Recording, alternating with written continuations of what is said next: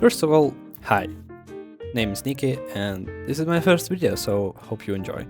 So one day I was just doing my job and doing all the work stuff and etc, and I realized that one day I'm gonna die, and I don't want to live like this anymore. Like, I am working and working and working just to live, or am I living just to work? So that's quite the concern and a pickle that I'm in.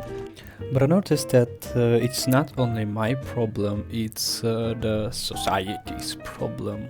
And I think that in our young age that we are told to this, do that, and we go into some sort of routine that we just keep floating and keep going on with. And that kind of sucks, because at a young age we all had dreams, all had hopes, and all had plans that we wanted to fulfill, but something went wrong and we just gave up, or we're just so soaked into routine that's just consuming us, that feels so bitter and tasteless, that we just accepted it as a fact, and that our whole life will be like that until we get retired. So I do not agree with that, and I don't want to be like this.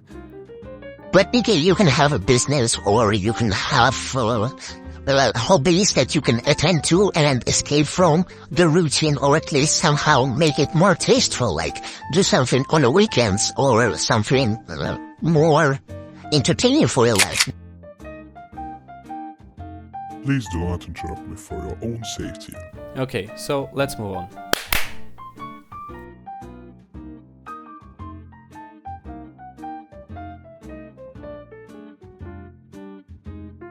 After reading that, you're probably thinking, oh, this is the video where society equals bad.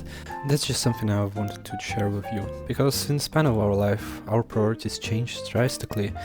If you're a kid who wanted to be an artist and then became a war criminal, or a career-driven individual who only pursues money, or you've been a loving guy who only wanted to build a relationship, now just a fuckboy who has a dozen of women who he uses. And that's normal. But I think that we've been given more of a same idea what we need in life to be successful. So yeah, let's check them out. Love. Something that was torn to pieces by social media. My favorite thing about love is that it makes us do the things that we usually don't do. Just because we care about loved person, or we have feelings that we just express in other ways. Unfortunately, social media made it to be, if he don't do that, it means he doesn't love ya.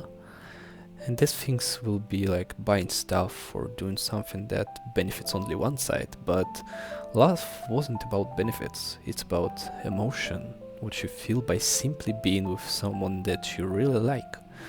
It never has been about your benefits, because when you love someone, it's like everything stops. This feeling is like winning a lottery, or just feeling something warm inside you that's just makes you feel alive like you have never been. I know that we all express our emotions differently, but when we love somebody, we just want to do better, and with this we do some unexpected stuff, like we do something very explicit or something very vulgar that we don't usually do, like drawing, making music, doing that we would think, that's really cringe. But when you love somebody, you just do it because you want to, not because you feel obliged to. You just do it because you want to, and that's how you know how to express your love. And if you experienced it, I feel more than happy for you. And if you feel it still, I can only be jealous. But not in like, I want to ruin it, but like, happy for you, bro or sis. There are also some other types of love, like familial love, platonic love, compassionate love, which I don't want to cover because I don't feel like, so screw you. But I think we're all forgetting about the self-love, because we always try to find somebody to love, but don't love yourself, you'll subconsciously sabotage your relationship because you don't think you deserve it. And all the negativity inside of you will just push away people that love and support you the most. Moreover, your mind will need constant reassurance from these people. In such a situation, you might constantly ask if they really love you and will need all of their attention, which in the end will look like very clingy things to do and will become more of a toxic relationship, which might ruin your love and your partner. In the end, you'll just end up with a phone at 2 AM reading or writing that text on your phone. You know what I'm talking about. That's why if you don't change yourself and the way you treat yourself, you're pretty much end up in the same situation. The only person that can love you the best is yourself. Love yourself. That's all I gotta say. If you look in the mirror and hate yourself, love yourself. Yes, you should love yourself now. Yes, you should. Because I do.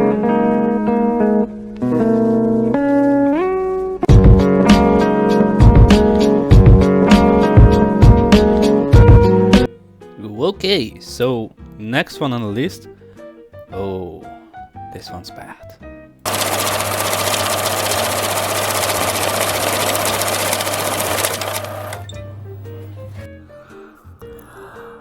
Oh yeah, money. The thing that will show our worth in a world which only uses it to make people do what you want.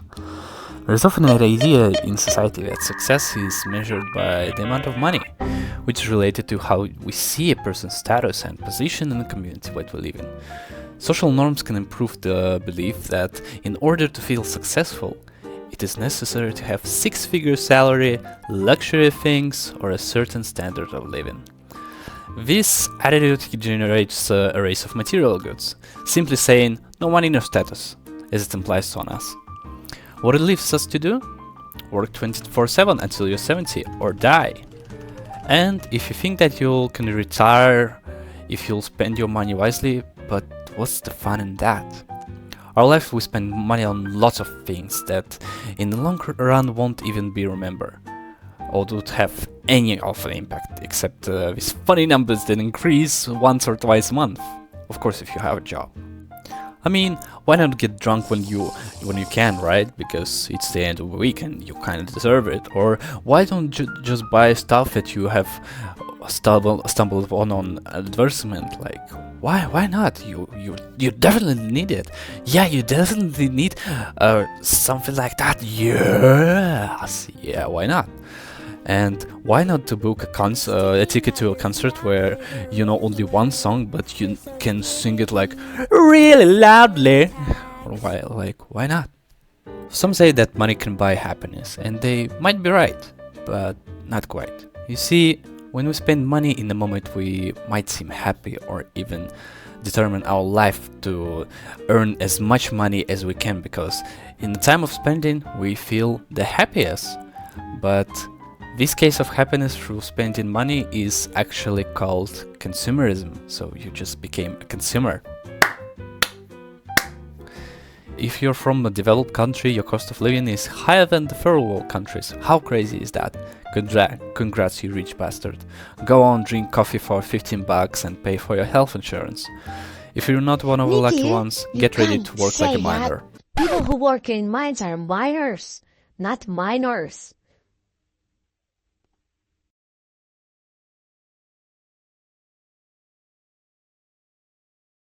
Wait, what? Then what did I say? Oh. Sorry. Okay, so where was I? So, well, now you will be working like a miner your whole life just to get someone's bare minimum. So, I feel you here. Society's expectations relate to how a person should earn and spend money. This can create eternal pressure and influences on decisions in your life. Like, have a car, have an iPhone, have a big house in New York City, and that's just because society thinks that you should have.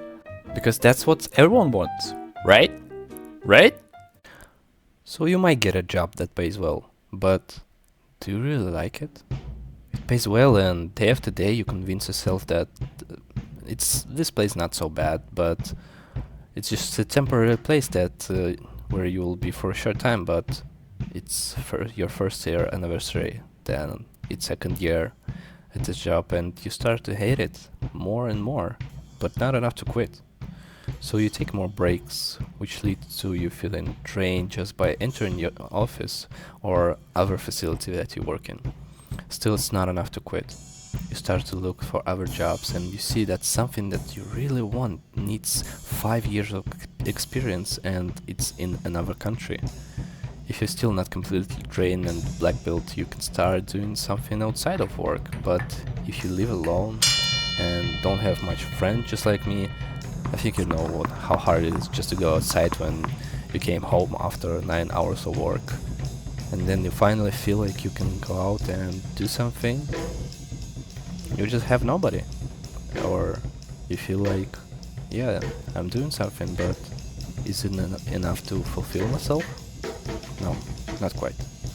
And then you feel like, yeah, I'm gonna do this. I'm gonna quit my job, and right before submitting or writing a notification letter, you feel too scared to lose the only benefits that job has to offer. And the feeling of unknown is just horrifying. It sucks.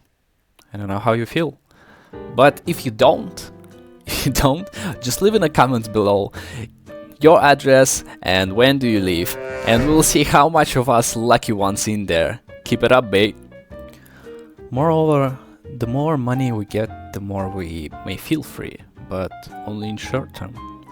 But the thing that I think, yeah, great.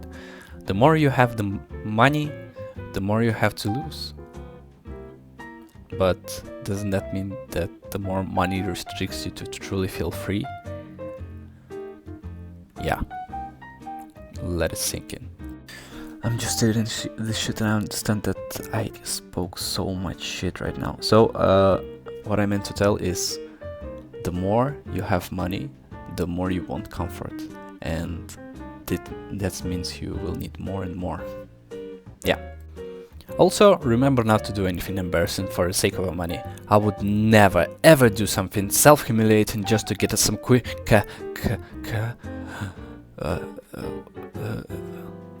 what was I talking about? Anyway, let's look at something else. Oh, the tampon.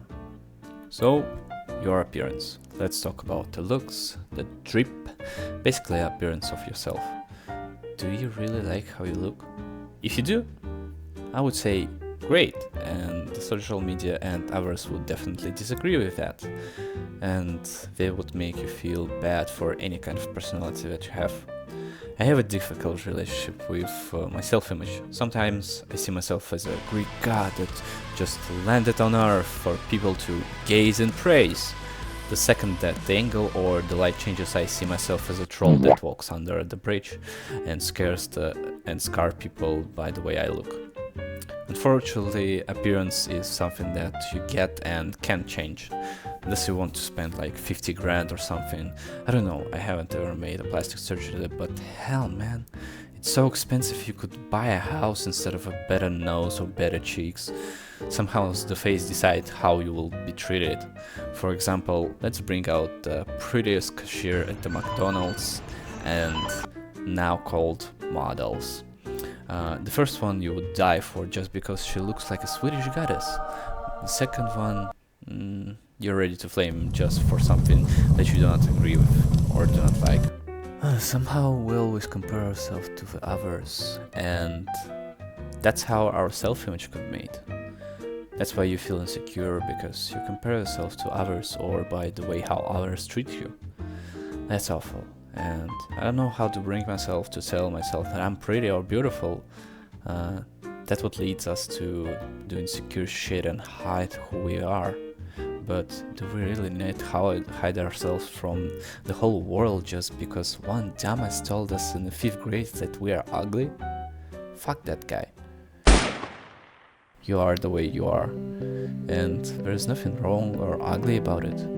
You are the most beautiful thing in your life, the most important being that could happen to you. That's why don't you ever look at yourself badly. If you don't like something about yourself, you can always change that, not by plastic surgery, not by starving yourself, but by embracing yourself and making every possible move to make yourself better than you think you can ever be. So, be